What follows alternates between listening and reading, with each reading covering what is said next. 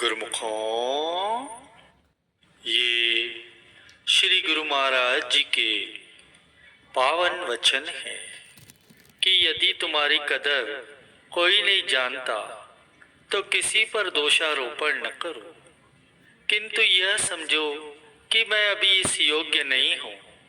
कम परिश्रम करके अधिक फल की इच्छा मत करो। जो सेवक फल की आशा रखे बिना आठों याम सेवा में ही संलग्न रहता है, वही मालिक से सब कुछ प्राप्त कर सकता है और मालिक भी उससे कुछ भी गुप्त नहीं रख सकते।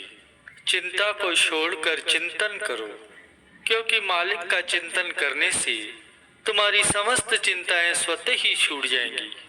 मालिक द्वारा प्रदान की हुई देन का शुक्राना करो और प्रतिदिन कुछ समय निकालकर भजन अभ्यास में बिताओ।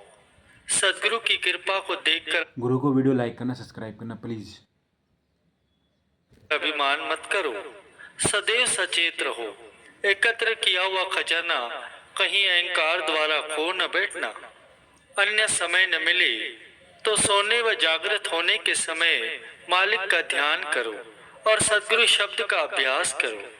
जिसके मन में मालिक का भय नहीं होता वह बुराई से बच नहीं सकता। भय न होने के कारण जब हम जरा भी आत्मिक उन्नति करते हैं तो अहंकार हमारा पतन कर देता है।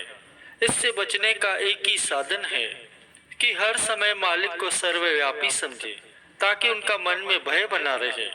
किए हुए पापों के लिए हृदय से पश्चाताप करो और भविष्य में न करने का प्रण करो। जिसमें नम्रता और पश्चाताप नहीं है वह कदापि उन्नति नहीं कर सकता।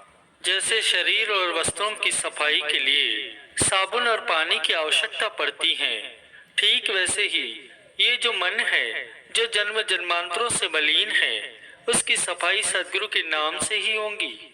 सतर्क होकर मन से युद्ध करो। जिस प्रकार लोहा लोहे को काटता है, ठीक उसी प्रकार श्रेष्ठ कर्मों से बुरे कर्मों की जड़ों को काट दो।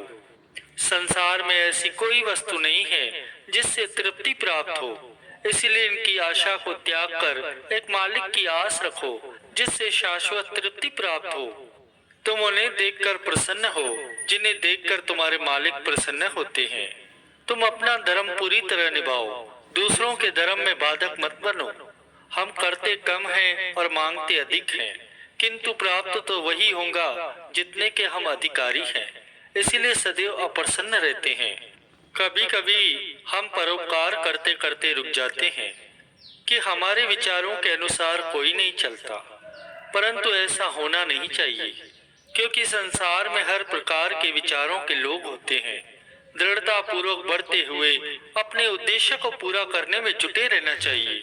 यदि भक्ति करना कठिन है तो 84 भोगना भी सरल नहीं है। यदि तुम्हारी इच्छा अनुसार सब कुछ नहीं होता तो दिल में कोई विचार न करो। धैर्य और सहनशीलता से मालिक की मौज में खुश रहो।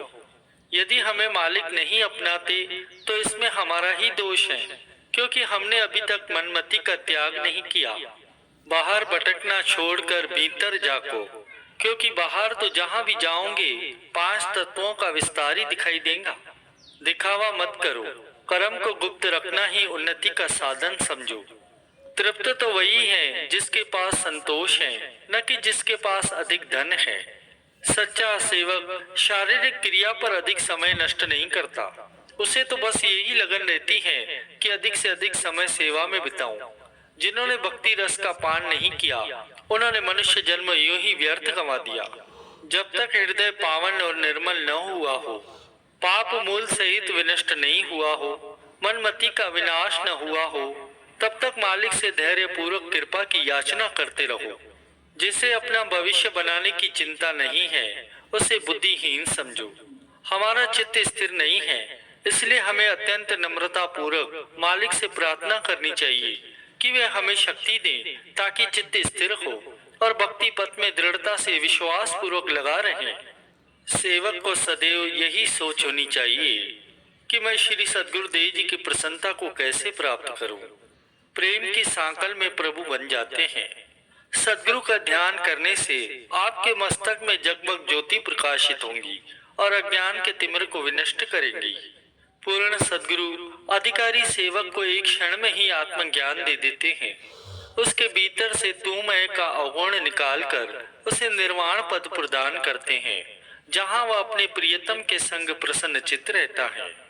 चाहे सारी दुनिया एक तरफ हो और श्री सद्गुरुदेव जी आपकी तरफ है, तो कोई भी कुछ नहीं बिगाड़ सकता। जो सेवक सद्गुरु को सदैव अंग संग देखता है, उसे किसी बात की न्यूनता नहीं रहती। वह जो भी अभिलाषा करता है वही उसे प्राप्त हो जाता है। सद्गुरु की कृपा अमूल्य है और उसके पात्र बनने का यत्न करिए। यदि आप में नम्रता है तो सद्गुरु की कृपा की वृष्टि सदैव आपको कीर्त करती रहेंगी। अन्य सब बातें बुलाकर केवल एक सद्गुरु के शब्द को याद रखो। सद्गुरु का आश्रय होगा तो अन्य सब बंधनों से मुक्त हो जाओगे। न किसी से घनिष्ठ मैत्री और ना ही किसी से वैर होना चाहिए। मालिक के दर से सबके लिए दया की ही याचना करनी चाहिए। जैसे पावर हाउस से तार टूटी हो तो करंट न आने के कारण चाहों और अंधेरा छा जाता है, वैसे ही सद्गुरुदेव जी से दिल की तार टूटी होगी तो मन में प्रकाश कहाँ से होगा। जिसका मन श्री आज्ञा मानकर अहम रहित हो जाता है, वह मालिक की प्रसन्नता का पात्र बनता है। सच्चे सेवक के रक्षक स्वयं संत सद्गुरु होते हैं, उसे कोई भी कष्ट या चिंता नहीं व्याप सकती।